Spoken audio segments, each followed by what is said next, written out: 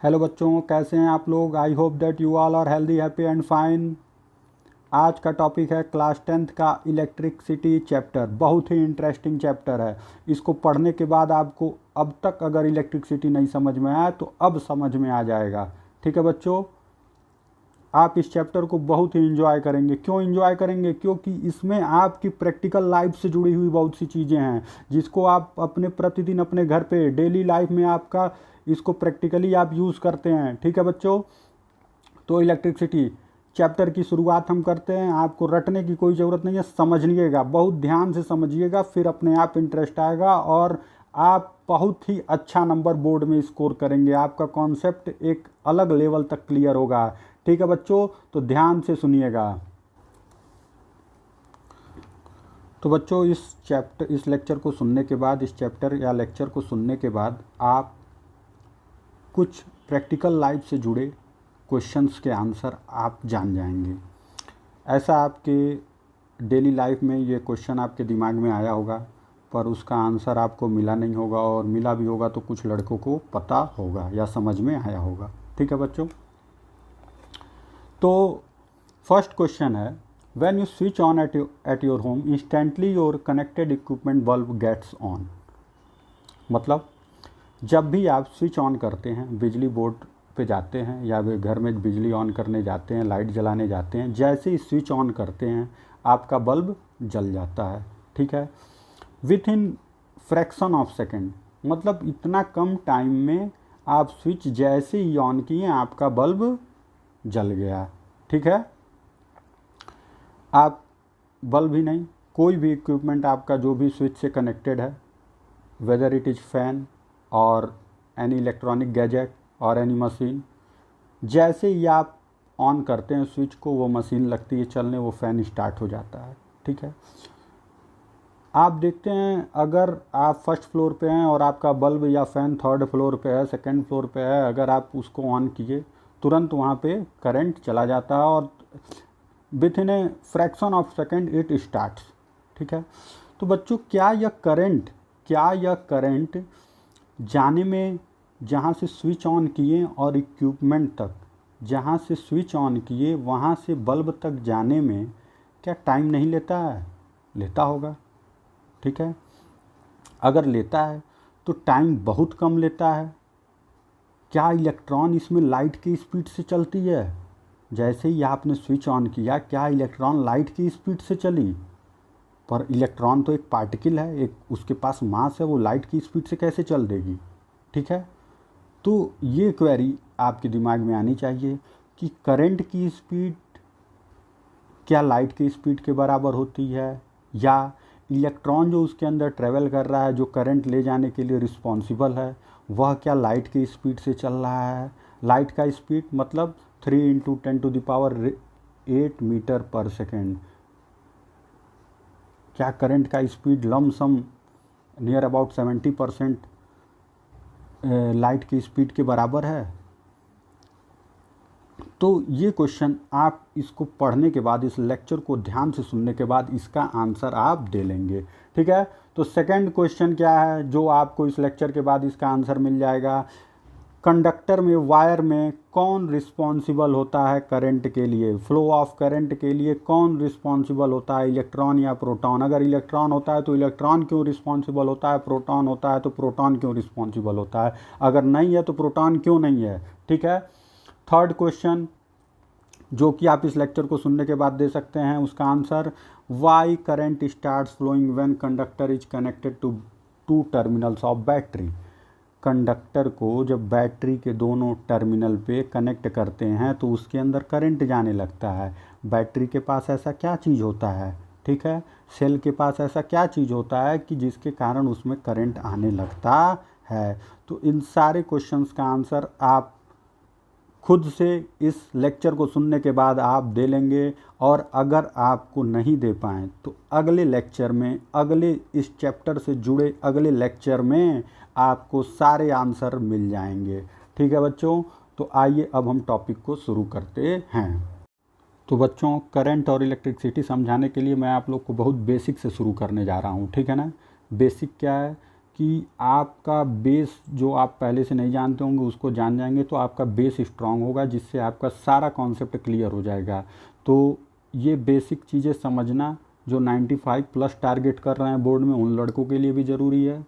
और जो बच्चे अभी तक जो हमारे भाई लोग मौज मस्ती में थे कि चलो 10th में ही पढ़ेंगे, उनको तो बहुत ज़रूरी है, ताकि उनको कुछ भी रटना ना पड़े।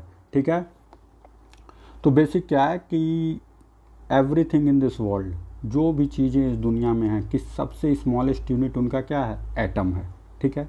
तो एटम किसका बना होता है? एटम के 3 पार्टिकल होते हैं। Atom is mainly composed of 3 particles. वो 3 पार्टिकल्स क्या क्या हैं? Neutron, proton and electron. ठीक है, इतना सबको पता होगा। इलेक्ट्रॉन, न्यूट्रॉन, प्रोटॉन एटम के न्यूक्लियस में रहते हैं, जैसे कि मैंने फिगर में दिखाया है। न्यूट्रॉन और प्रोटॉन एटम के न्यूक्लियस में रहते हैं। ठीक है। और इलेक्ट्रॉन न्यूक्लियस को सराउंड करता है, अपने ऑर्बिट में रिवॉल्व करते रहता है। ठीक है। चलिए अब काम की चीज़ पे आते हैं कि इलेक्ट्रिसिटी में इसकी क्या ज़रूरत है। इलेक्ट्रिसिटी में जो भी कंडक्टर के अंदर करंट का कैरियर है, जो भी कंडक्टर के अंदर करंट का कैरियर है, वह केवल और केवल फ्री इलेक्ट्रॉन है। समझ में आया बात?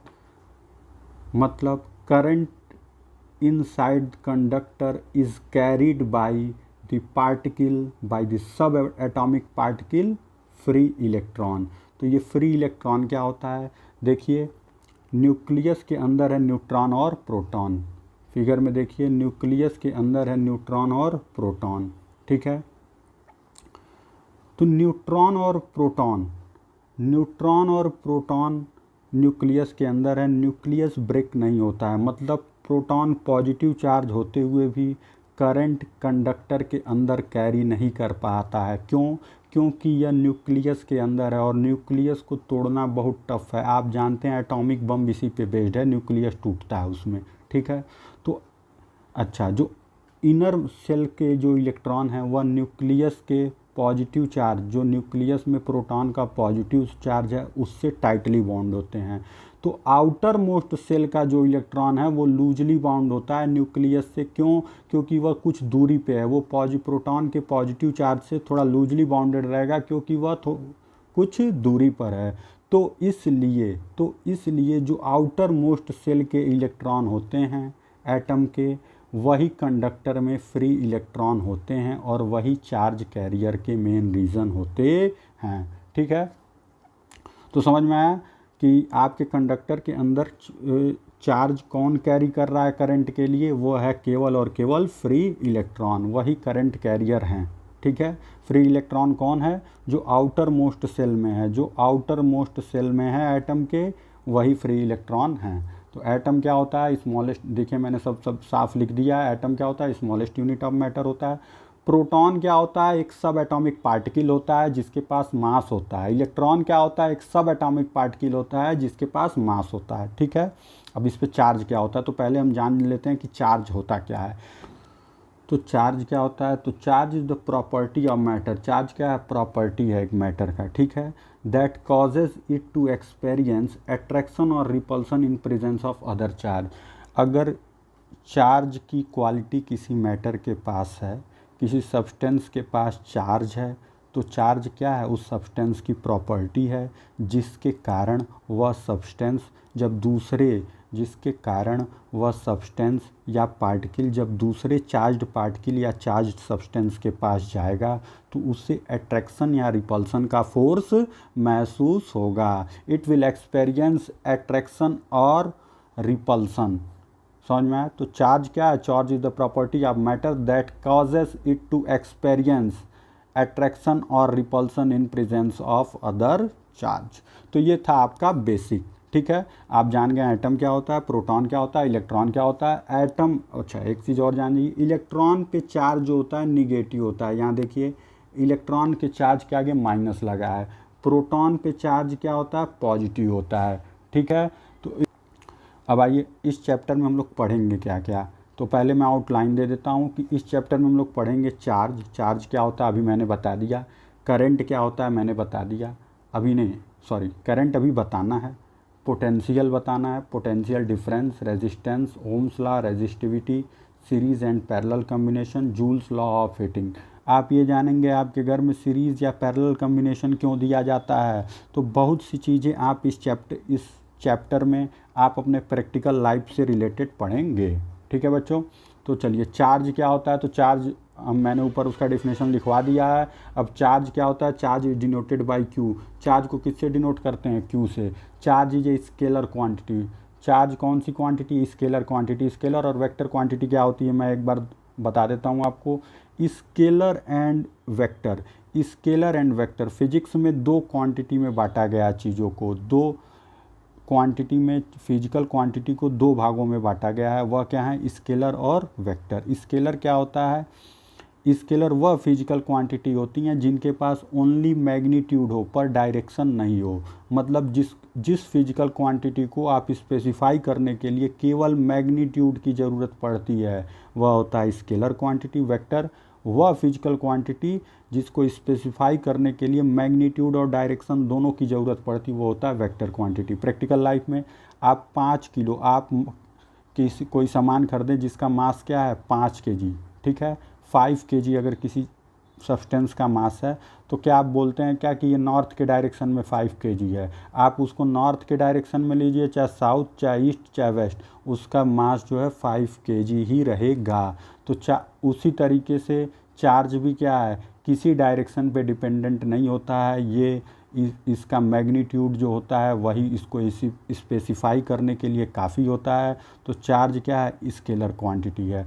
वेक्टर क्वांटिटी क्या होता है, वेक्टर क्वांटिटी होता है जैसे फोर्स आप किसी को ईस्ट के डायरेक्शन में लगा रहे हैं तो उसका रिजल्ट आपको ईस्ट डायरेक्शन में ही दिखेगा फोर्स का, उसका आपको वेस्ट डायरेक्शन से कोई लेना देना नहीं रहेगा। मतलब आपको स्पेसिफाई करना पड़ेगा कि force is in the east direction. आप किसी बॉडी पे किस दिशा में फोर्स लगा रहे हैं उसको आपको देखना पड़ता है ना, बॉडी उसी दिशा में घूमती है ना।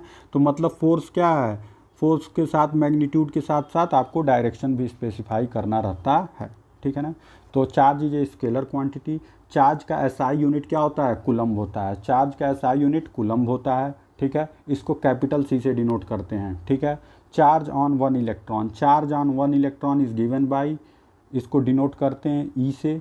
देखिए यहाँ स्क्रीन पे ई से डिनोट करते हैं और इसका वैल्यू कितना होता है, -1.6 इंटू 10⁻⁻⁻19 कूलम्ब, ठीक है।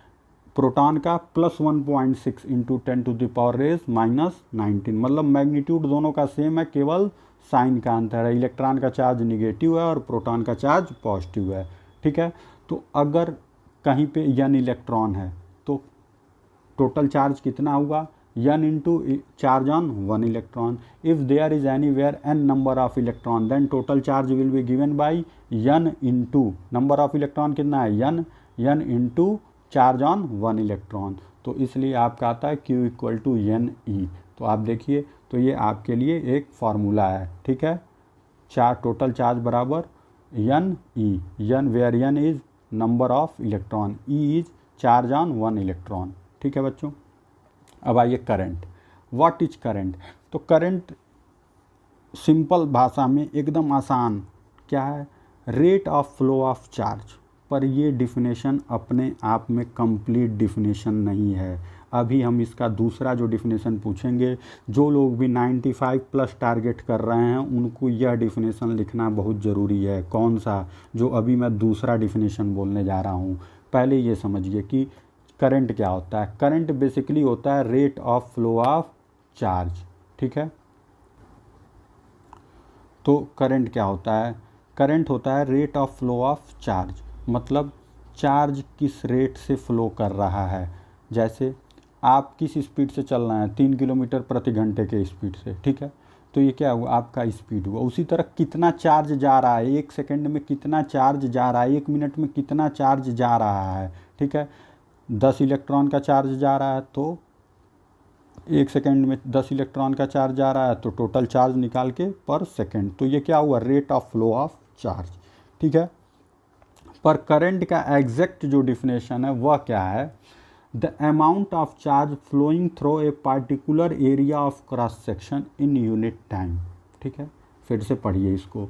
The amount of charge flowing through the amount of charge flowing through a particular area of cross section in unit time t. इसमें जो पॉइंट नोट करने वाली है वो क्या है, flowing through a particular area of cross section. ठीक है, आइए अब इसको पहले समझते हैं ये है क्या। ध्यान दीजिए, ऊपर जो अभी हम लोगों ने डिफिनेशन पढ़ा इलेक्ट्रिकल करंट का, amount of charge flowing through a particular area of cross section, ठीक है, पर यूनिट टाइम। अब देखिए यहाँ पे कंडक्टर एक पड़ा है, ये आयरन का रॉड है चाहे कॉपर का रॉड है, देखिए फिगर में, ठीक है। इसमें जब ये किसी इलेक्ट्रिकल सोर्स से नहीं कनेक्टेड है, बैटरी सेल या किसी भी इलेक्ट्रिकल सोर्स, इलेक्ट्रिकल एनर्जी जो भी देता हो उससे नहीं कनेक्टेड है, तो कंडक्टर जब प्लेन फर्श पर पड़ा हो चाहे कहीं पे भी पड़ा हो, तो क्या कंडक्टर में फ्री इलेक्ट्रॉन होते हैं? हाँ, फ्री इलेक्ट्रॉन होते हैं, और वो फ्री इलेक्ट्रॉन मूवमेंट करते रहते हैं। ठीक है, वह free electron zigzag movement करते रहते हैं, पर उनका मूवमेंट किसी पार्टिकुलर डायरेक्शन में नहीं होता है। मतलब अगर आप इस सेक्शन को लेते हैं, इस सेक्शन को लेते हैं, मानिए सेक्शन ए है, तो इस क्रॉस सेक्शन के पे अगर देखा जाए कि amount of charge passing per unit time, amount of charge passing at cross section a per unit time, तो ये आएगा जीरो। क्यों जीरो आएगा? क्यों जीरो आएगा? क्योंकि कुछ इलेक्ट्रॉन इधर जा रहे हैं तो कुछ इलेक्ट्रॉन इधर भी जा रहे होंगे, कुछ इलेक्ट्रॉन इधर जा रहे होंगे। ठीक है, तो जो नेट चार्ज जो पास हो रहा है एक क्रॉस सेक्शन से, जब कंडक्टर किसी इलेक्ट्रिकल सोर्स से नहीं कनेक्टेड है, मतलब कंडक्टर किसी बैटरी से नहीं कनेक्टेड है, तो नेट चार्ज जो पास हो रहा है किसी क्रॉस सेक्शन से वो क्या है? जीरो है। ठीक है, तो करंट क्या हो गया? जीरो। ठीक है, I equal to q by t होता है, क्यू जीरो तो I भी जीरो। अब देखिए, अब हम लोग कंडक्टर को एक सोर्स से कनेक्ट कर दिए, कंडक्टर को एक सोर्स से कनेक्ट कर दिए, बैटरी से या सेल से। देखिए, बैटरी का पॉजिटिव टर्मिनल और ये बैटरी का निगेटिव टर्मिनल। क्या होगा? इलेक्ट्रॉन एक डिफिनिट डायरेक्शन में जाने लगेंगे, इलेक्ट्रॉन एक फिक्स डायरेक्शन की तरफ मूवमेंट करने लगेंगे। इलेक्ट्रॉन देखिए इसमें पॉजिटिव चार्ज की, पॉजिटिव टर्मिनल की तरफ जा रहे हैं। ठीक है, अब ये किसी भी क्रॉस सेक्शन पे, क्रॉस सेक्शन ए पे देखिए, क्रॉस सेक्शन ए पे देखिए, या क्रॉस सेक्शन बी पे देखिए, या क्रॉस सेक्शन सी पे देखिए, हर क्रॉस सेक्शन पे इलेक्ट्रॉन एक क्रॉस कर रहे हैं, तो करंट कुछ होगा। क्यों?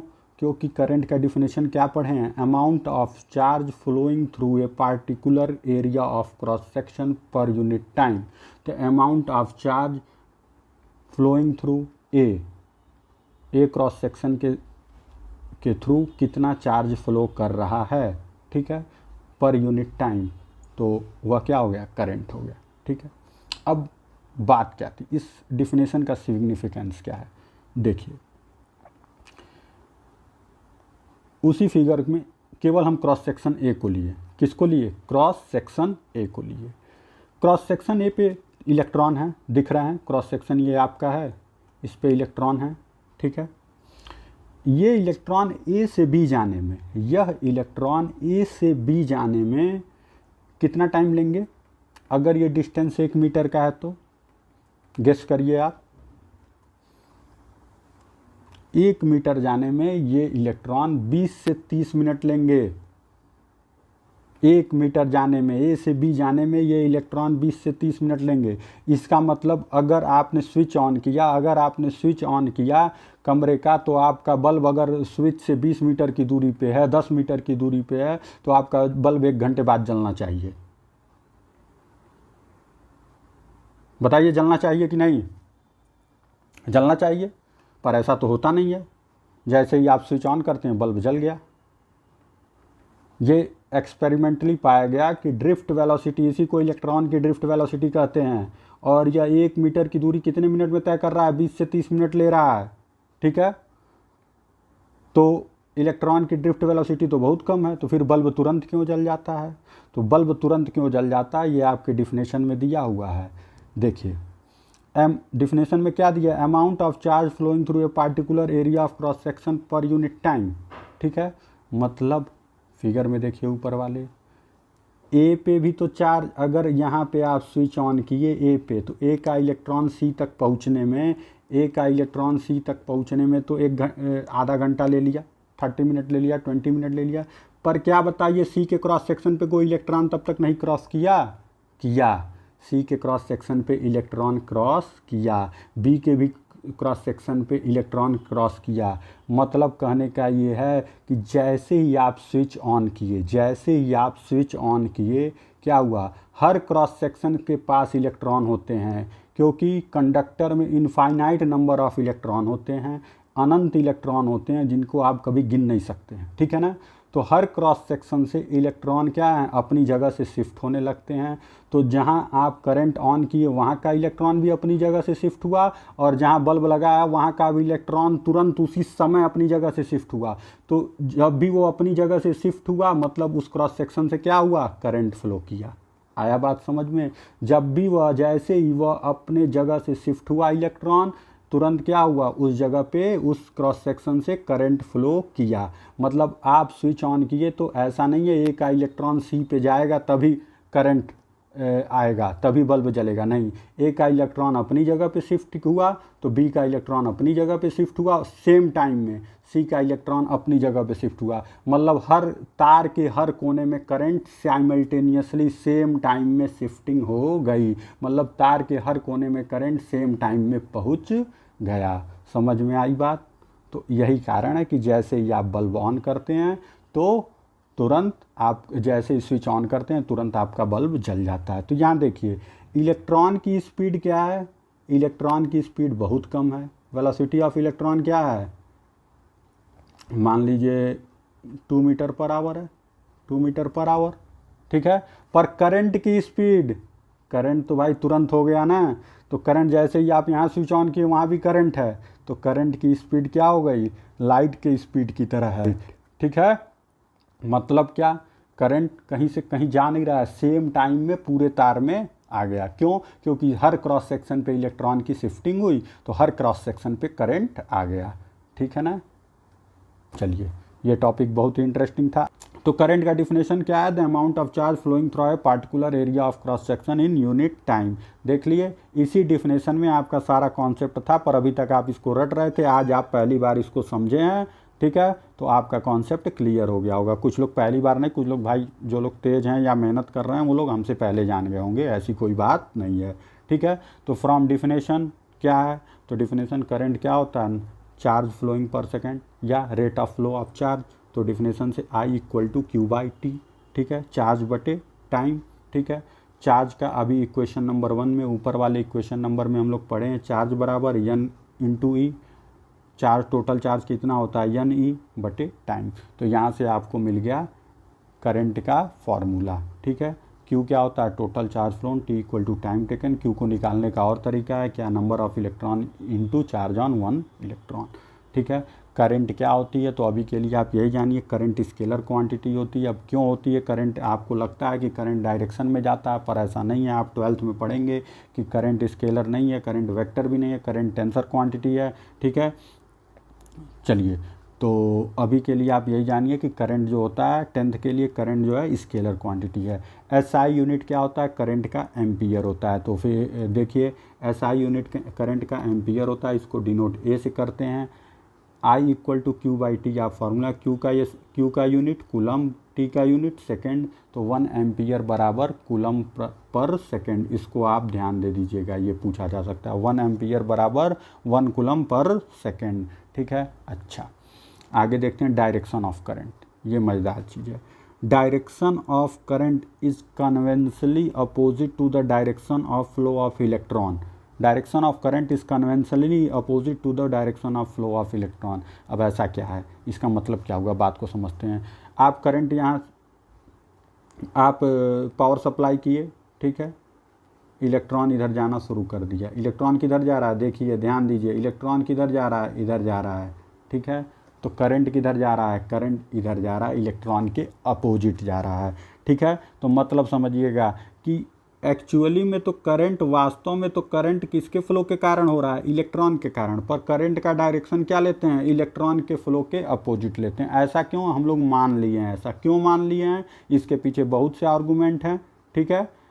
पर एक छोटा सा रीज़न ये है कि जब करंट की खोज हुई थी तब तक इलेक्ट्रॉन की खोज नहीं हुई थी, तो मान लिया गया था कि करंट जो है पॉजिटिव से निगेटिव जा रहा है। पर रियल लाइफ में प्रैक्टिकली एक्सपेरिमेंटली क्या होता है कि इलेक्ट्रॉन ट्रेवल कर रहा होता है, जिसके कारण करंट जाता है। पर अब चूंकि कन्वेंशनली हम पहले से मान के चल रहे थे, इसलिए इलेक्ट्रॉन का जो डायरेक्शन होगा वो पहले देख लेंगे कि इलेक्ट्रॉन किधर जा रहा है। तो इलेक्ट्रॉन जिधर जा रहा है उसके अपोजिट क्या हुआ, करंट का डायरेक्शन हुआ। सिंपल, इलेक्ट्रॉन जिधर गया उसके अपोजिट मान लिया जाएगा करंट का डायरेक्शन हुआ। अब इसमें ये नहीं सोचेंगे करंट कैसे जा रहा है, करंट जा किसके कारण रहा है, इलेक्ट्रॉन के ही कारण जा रहा है, पर डायरेक्शन करंट का क्या लेंगे, इलेक्ट्रॉन के डायरेक्शन के अपोजिट लेंगे, ठीक है। तो अब आगे का लेक्चर फिर सुनिएगा, आपको और भी कॉन्सेप्ट आपके जो भी बचे हैं वो सारे क्लियर हो जाएंगे।